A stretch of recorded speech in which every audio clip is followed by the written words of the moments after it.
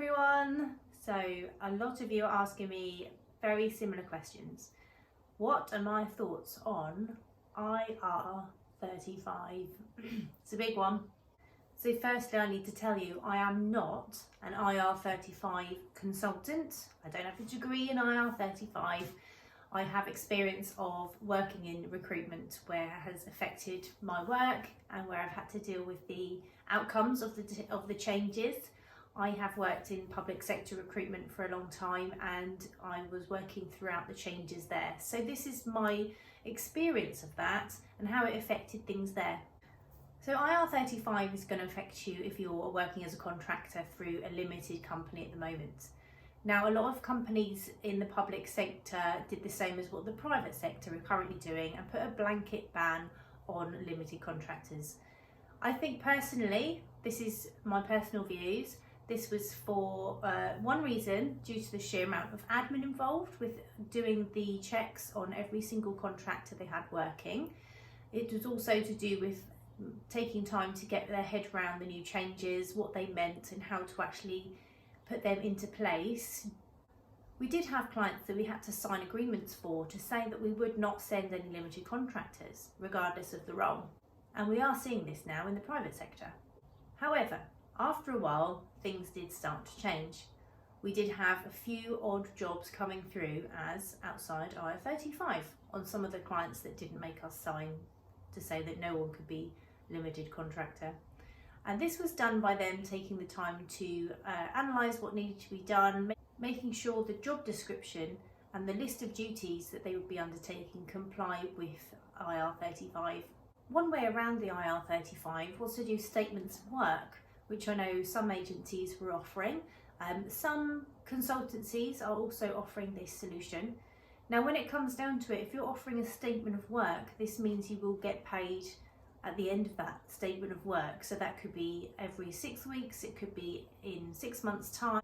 Most of the contractors didn't actually want to wait that. They wanted to have their weekly pay, which meant them staying inside IR35.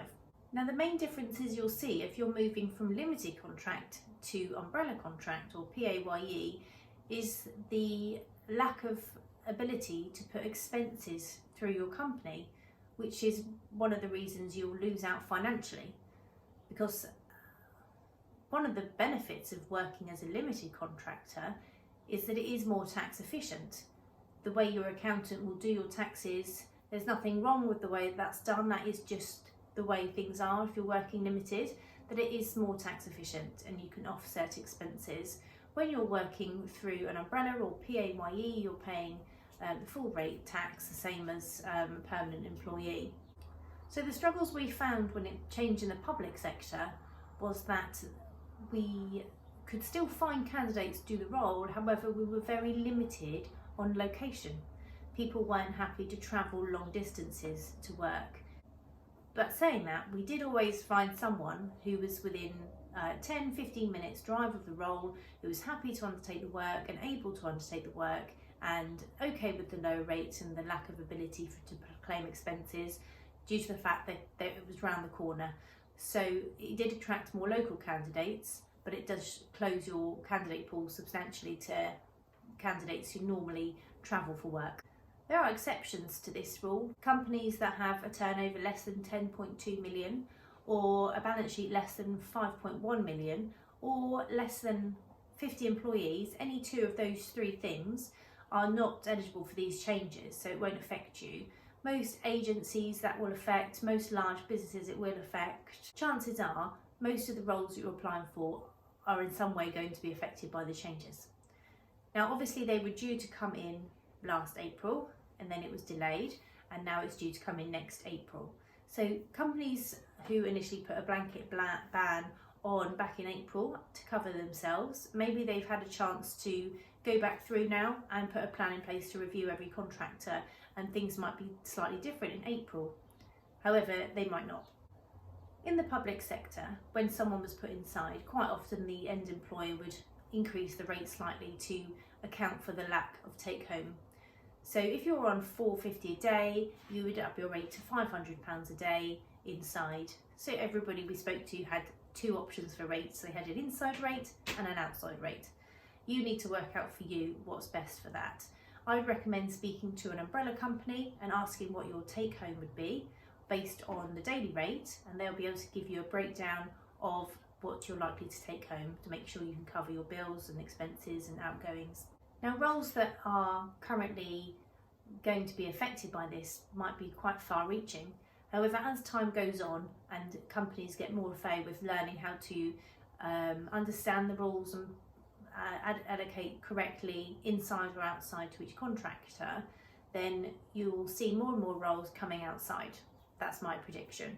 So roles that are short term, working specifically on a project, there's specific deliverables, there's a very specific role that you'll be playing and the duration of the time that you'll be there, and you're under your own self-direction and control. No one is telling you what time to arrive, no one's providing you with any equipment.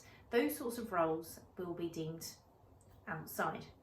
However, those roles where you see contractors who have been working in the same position for 7 to 8 years, does happen, on £400 to £700 a day, sitting next to someone in the same role who's permanent and getting paid 40 to 50k, for example, that's not going to happen anymore. Those roles will be inside because those roles should be done by a permanent employee, as argued by the government, and they should be entitled to the same employee benefits and rights as the person they're sitting next to in the same role. So those are my main thoughts on IR35 and the changes. If you want some more information, I'm sure you'll be able to find an IR35 consultant. There's several in my network, a few of which will probably be commenting on this post to educate me on things that I've made incorrect assumptions about. If not, drop me a line. I can help you find someone who is an expert in this area if you need help. If you are a hiring manager or a HR manager who needs assistance with IR35, I can point you in the right direction. If you're a candidate and you need guidance on IR35, or you need tips and advice on what sort of rates you should be asking for an inside contract, I can put you in touch with an umbrella company that might be able to help you there. As for me, I can help you with any recruitment queries, and if I can't help, I'll point you in the right direction.